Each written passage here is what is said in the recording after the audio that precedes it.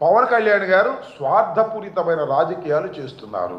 తాను నమ్ముకున్నటువంటి కాపుల్ని కానీ బీసీలు కానీ పక్కన పెట్టి తన అన్నగారైనటువంటి నాగేంద్ర బాబు గారిని మంత్రివర్గంలోకి తెచ్చుకుంటున్నారు. ఇంతకన్నా స్వార్థం ఏం కావాలి చెప్పండి. పాలేరు రాంబాబు గారు, మీకు విషయం తెలిసినట్లేదు, చెప్తా వినండి. పొత్తులో భాగంగా జనసేన పార్టీకి 24 ఎమ్మెల్యే సీట్లు 3 ఎంపీ సీట్లు ఇస్తే మళ్ళీ దాంట్లో కూడా 3 ఎమ్మెల్యే సీట్లు 1 ఎంపీ సీటు త్యాగం చేయాల్సి వస్తే ముందుగా నాగబాబు గారు తన అనకాపల్లి ఎంపీ సీట్ను త్యాగం చేయడం జరిగింది.